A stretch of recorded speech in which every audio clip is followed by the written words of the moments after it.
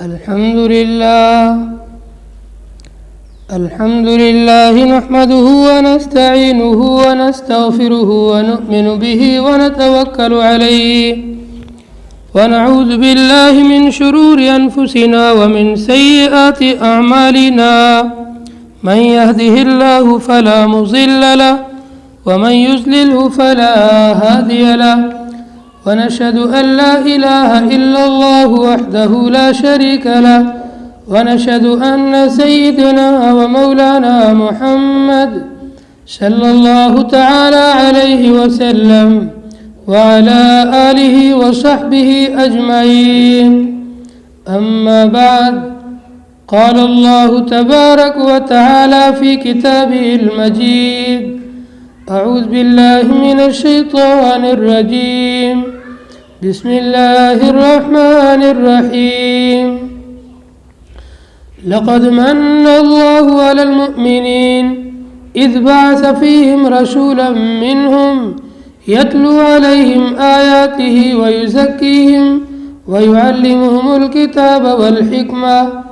وقال النبي صلى الله عليه وسلم: بعثت لأتمم مكارم الأخلاق، أو كما قال عليه الصلاة والسلام. رب اشرح لي صدري ويسر لي أمري واحلل عقدة من لساني يفقه قولي واجعله وزيرا من أهلي. اللهم صل على محمد وعلى آل محمد كما صليت على إبراهيم وعلى آل إبراهيم إنك حميد مجيد. اللهم بارك على محمد وعلى آل محمد كما باركت على إبراهيم وعلى آل إبراهيم إنك حميد مجيد.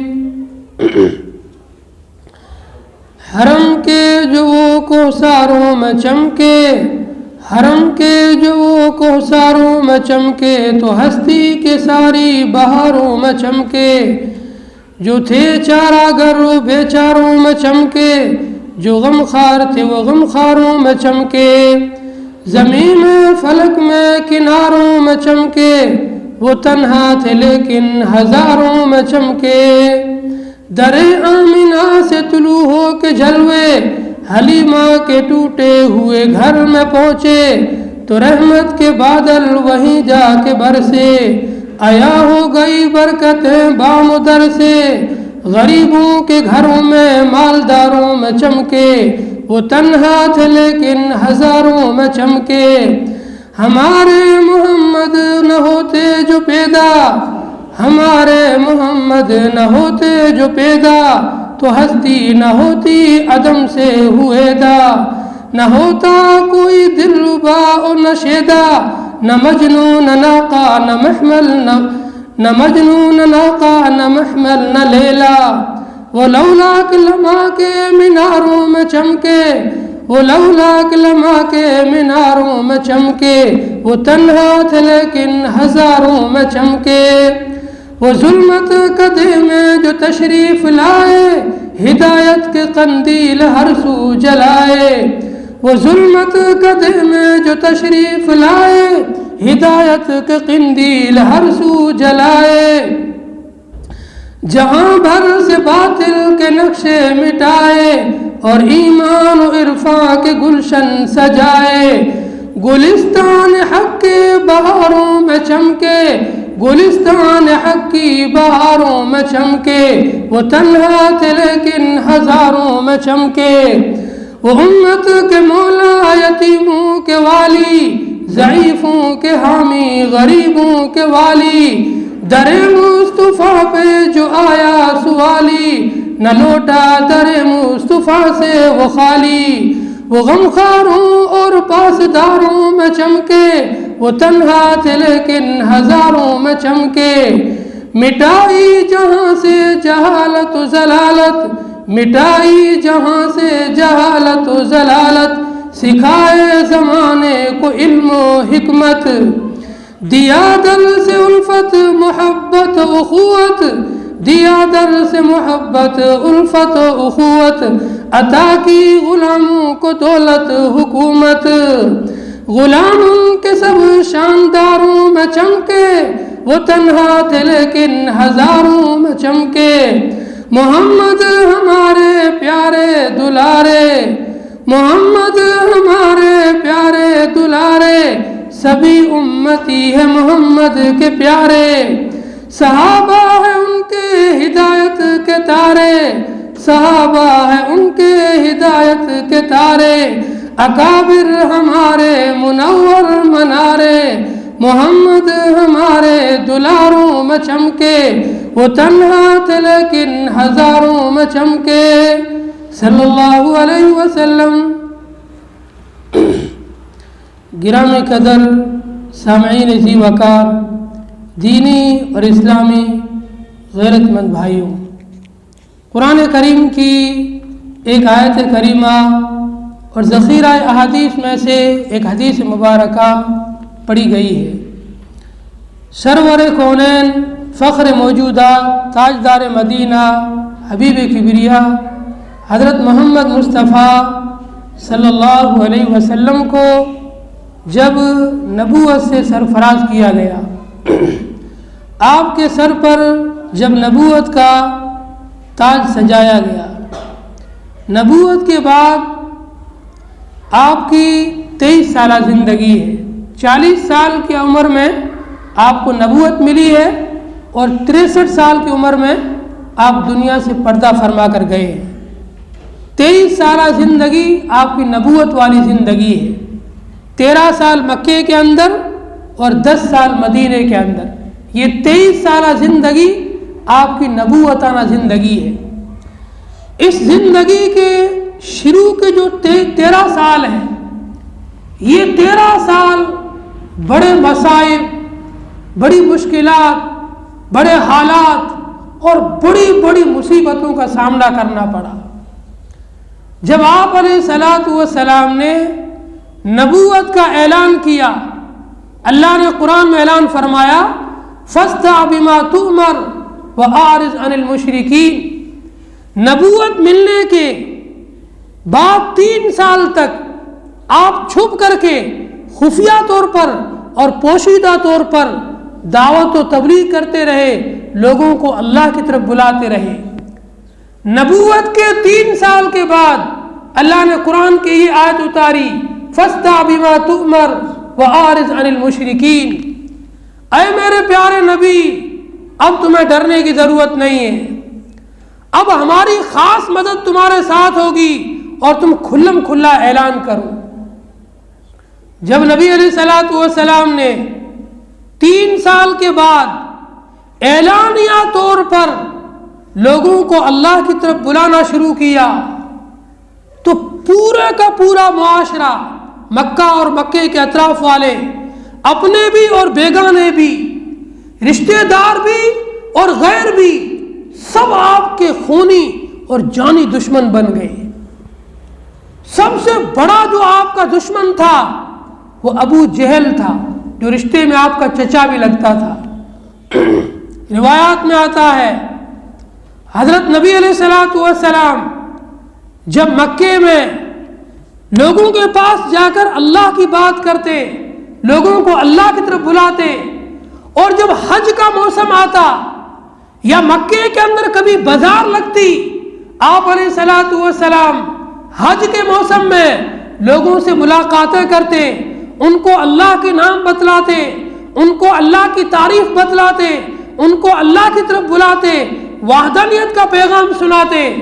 ابو جہل کہتا اس کی کوئی نہ سننا، یہ جھوٹا آدمی ہے، یہ بددین آدمی ہے، اس نے اپنے باپ دادا کے دین کو چھوڑ کر ایک نئے دین کو اپنایا ہے، اس کی بات کوئی نہ سننا۔ آپ علیہ الصلوۃ والسلام لوگوں کو وحدانیت کا پیغام سنا رہے ہیں، پیچھے پیچھے ابو جہل آپ کی برائی کرتا اور آپ کی عزت اور آپ کی دعوت کو ناکام کرنے کی کوشش کرتا۔ سن ہجری، سن نبوی 10 تک یہ سلسلہ چلتا رہا۔ سن ہجری 9 کے اندر جسے ہماری اسلامی تاریخ کے اندر عام الحزن کہا جاتا ہے. عربی کے اندر عام سال کو کہتے ہیں اور حزن غم کو کہتے ہیں. عام الحزن غم کا سال.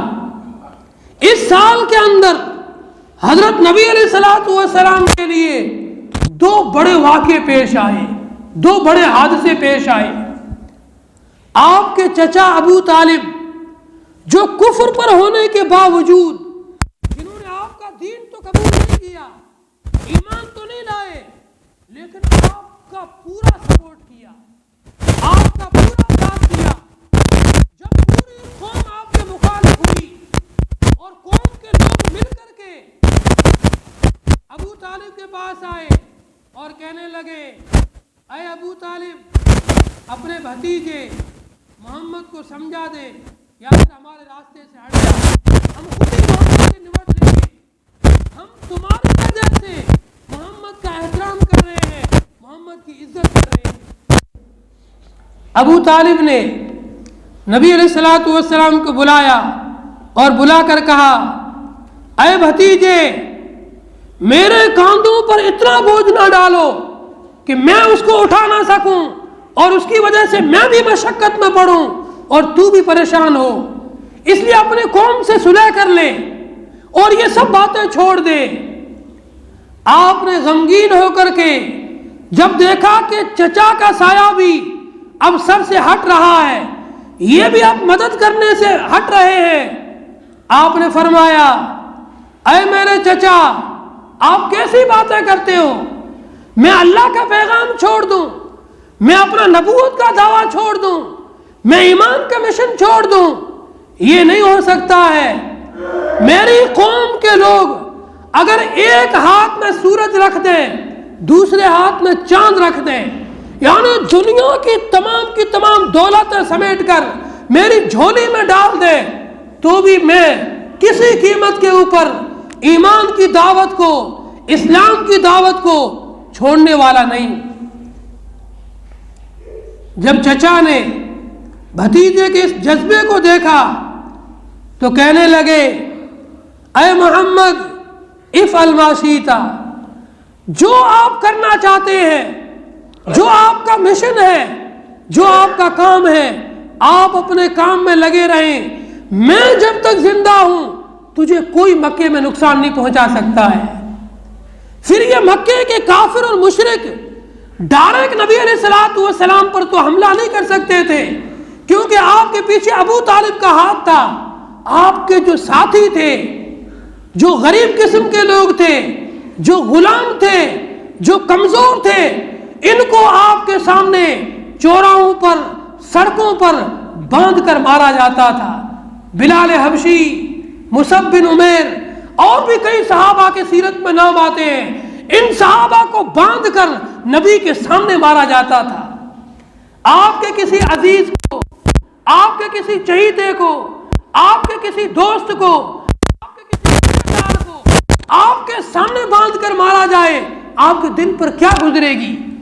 نبی علیہ الصلوۃ والسلام کے ساتھیوں کو ایسے مارا جاتا تھا اور اس طریقے سے آپ علیہ الصلوۃ والسلام کو ٹارچر کیا جاتا تھا. سن ہجری 9 کے اندر نبوت کے 90 سال ابو طالب کی وفات ہو گئی.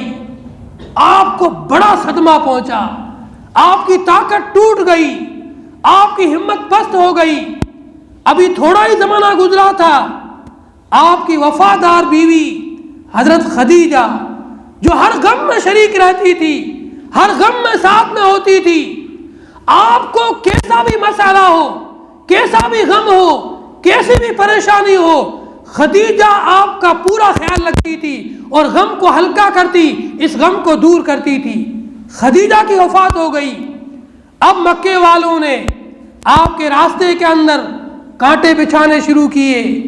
کبھی آپ کی پیشانی پر, پیٹھ کے اوپر اونٹ کی چوجڑی رکھ دی, کبھی آپ کو سامنے آ کر آپ کو پریشان کرنا شروع کر دیا. جب نبی علیہ الصلوۃ والسلام کو جملے کسنے لگے, آپ کے راستے میں کانٹے بٹھانے لگے, اب آپ نے دیکھا کہ مکے کے اندر میرا رہنا اور ایمان کے ساتھ میں رہنا, ایمان کے کام کے ساتھ رہنا یہ مشکل ہو گیا ہے، تو آپ نے طائف کا سفر کیا، طائف کا ارادہ کیا۔ طائف یہ جزیرۃ العرب کے اندر بہت ہی خوبصورت ایک بستی سمجھی جاتی تھی، بہت ہی خوبصورت جگہ پر واقع تھی، دونوں طرف پہاڑ اور بیچ کے اندر باغات ہی باغات لے۔ مکے کے جو بڑے بڑے سردار تھے، چودھری تھے، ان سب کی بڑی بڑی کوٹھیاں اور عالی شان محل، اسی عالی شان مکان وہیں پر طائف کے اندر بنے ہوئے تھے۔ طائف ایک خوبصورت سٹی تھی اس زمانے کے حساب سے، اور وہاں پر قبیلہ بنو ثقیف کی سرداری تھی۔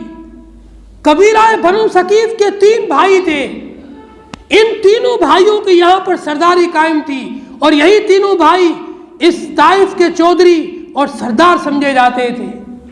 نبی علیہ الصلوۃ والسلام نے پیدل طائف کا سفر کیا اور وہاں پر 10 دن تک قیام کیا ہے، 10 دن تک رہے ہیں۔ آپ جب طائف پہنچے، پہلے ان تینوں سرداروں کے پاس گئے، ہو سکتا ہے کہ سردار بات مان لیں، اگر سردار بات مان لیتے ہیں تو عوام تک پیغام پہنچانا آسان ہو جائے گا، اگر سردار ٹھکرا دیں گے پھر کوئی اور ترتیب سوچیں گے۔ آپ نے پہلے بھائی سے بات کی، وہ کہنے لگا اللہ کو تیرے علاوہ کوئی اور آدمی ملا ہی نہیں جس کو نبی بناتے، تیرے جیسے فقیر آدمی کو اللہ نے نبی بنایا ہے۔ دوسرا کہنے لگا اگر اللہ نے تجھے نبی بنایا ہے تو یہ بیت اللہ کی بے حرمتی ہے، بیت اللہ کے ارد گرد میں اتنے بڑے بڑے مالدار اور اونچے نسب کے بیٹھے ہیں، ان کو چھوڑ کر تیرے جیسے یتیم کو نبی بنایا، بیت اللہ کی بے حرمتی ہے۔ تیسرا کہنے لگا اگر تو سچا نبی ہے تو تیری بات کو ٹھکرانے میں میری ہلاکت ہے، اور اگر تو جھوٹا ہے تو تیری بات سننے میں کوئی فائدہ نہیں، اس لیے میں تیری بات سنتا ہی نہیں ہوں۔ جب طائف کے تینوں سرداروں نے آپ کو ٹھکرا دیا، آپ کی بات کو ٹھکرا دیا، اب آپ نے چوراہوں پر، گلیوں میں، ہر گھر پر جا کر کے ایمان کی دعوت دی اور لوگوں کو ایمان کی طرف بلایا اور توحید کی طرف بلایا۔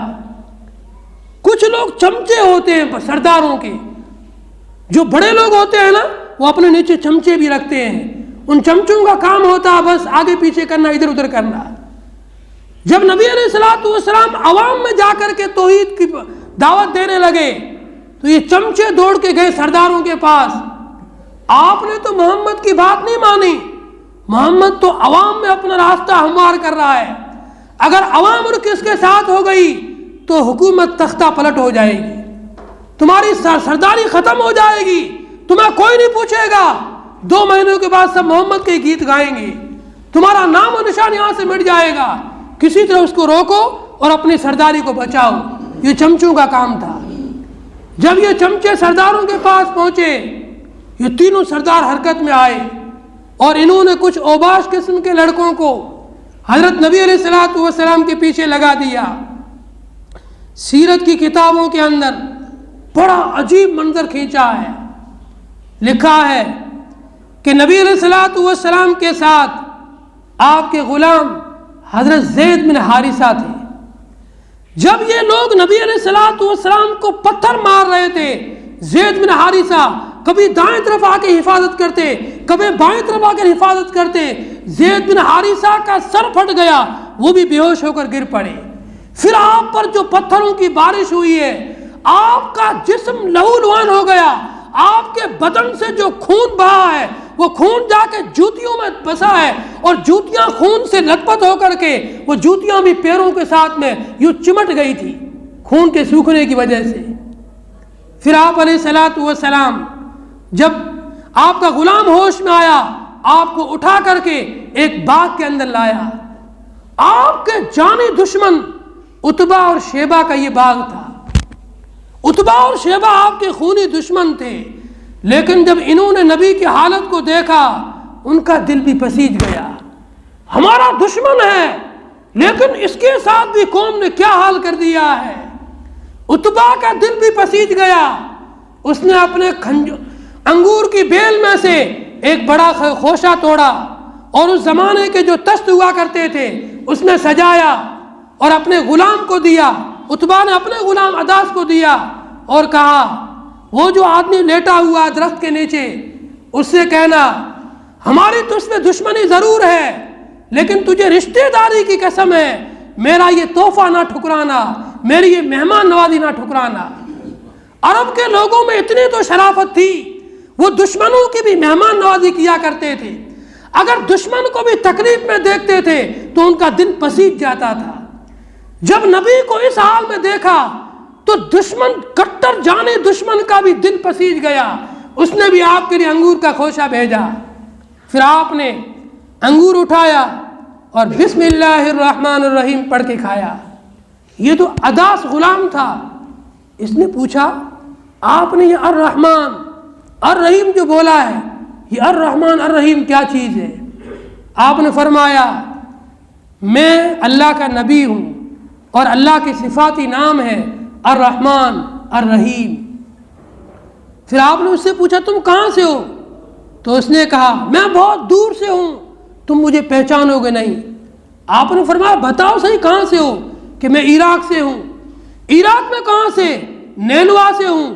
آپ نے فرمایا اچھا میرے بھائی یونس کے گاؤں سے ہو؟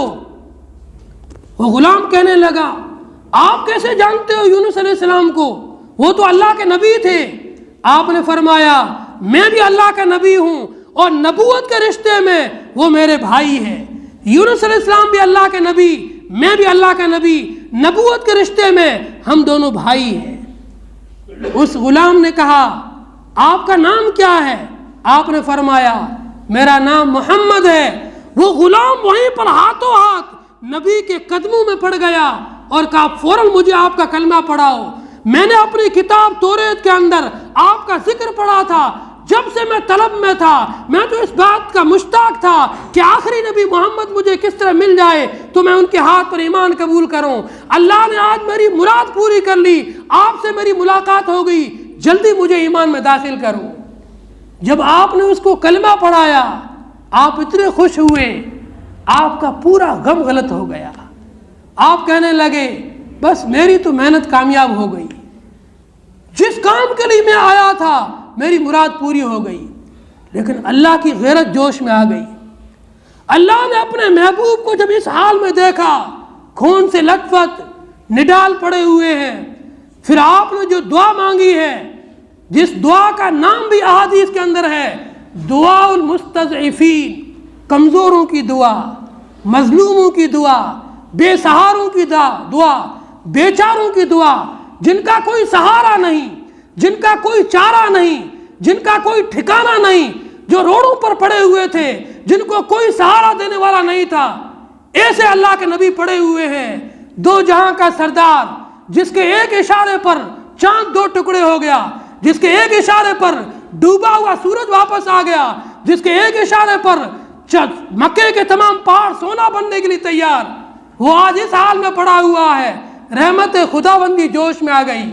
اللہ نے پہاڑوں کے فرشتوں کو بھیجا جبریل کے ساتھ۔ جبریل امین آئے، ادب کے ساتھ کھڑے ہوئے، یا رسول اللہ یہ پہاڑوں کا فرشتہ ہے، آج زمین پر پہلی مرتبہ آیا ہے، پوچھو کیوں آیا ہے؟ نبی نے پوچھا بتاؤ کیوں آئے ہو؟ کہنے لگا اللہ کی طرف سے مجھے یہ پیغام ہے، طائف والوں کو اور مکے والوں کو پیس کے رکھ دوں، لیکن اس میں پہلے آپ کی اجازت چاہیے، آپ کی اجازت کے بغیر نہیں۔ صلی اللہ علیہ وسلم، کیا شان ہوگی کملی والے کی۔ اللہ بھی جب فرشتوں کو بھیجتا ہے انہیں بھی حکم دیتا ہے آمنہ کے در یتیم کی اجازت کے بغیر کوئی کام نہیں کرنا ہے۔ اگر آمنہ کے در یتیم، عبداللہ کے لخت جگر، کملی والے کا حکم ہو جائے، مکے اور طائف دونوں شہروں کو پتھروں کے بیچ میں پیس کر رکھ دینا، ان کو بالکل کوئی ضرورت نہیں ان کی۔ آپ نے فرمایا بعثت رحمت للعالمین لا زحمت للعالمین، میں تو جہاں والوں کے لیے سراپا رحمت بن کر آیا ہوں۔ اگر یہ مجھ پر ایمان نہیں لا رہے ہیں، یہ مجھے نہیں سمجھ پا رہے ہیں، ان کی نسلوں میں ایمان لے آئیں گے، ان کی نسلیں میرے دین کو سمجھے گی، ان کی نسلیں میرے پیغام کو سمجھے گی، ان کی آنے والی پیڑھیاں میری پیغام کو سمجھے گی، وہ ایمان میں داخل ہوگی، اور وہ میرے دین کا آگے پیغام اور ڈنکا دنیا کے کونے کونے میں بجائے گی۔ اسی قبیلہ بنو ثقیف جس نے نبی کو لہو لہان کر کے رکھ دیا تھا، اسی قبیلے سے محمد بن قاسم پیدا ہوئے اور اس نے سندھ تک ایمان کا جھنڈا گاڑا ہے، سندھ تک کی اسلامی حکومت کو قائم کیا ہے۔ یہ اسی قبیلہ بنو ثقیف کا تھا۔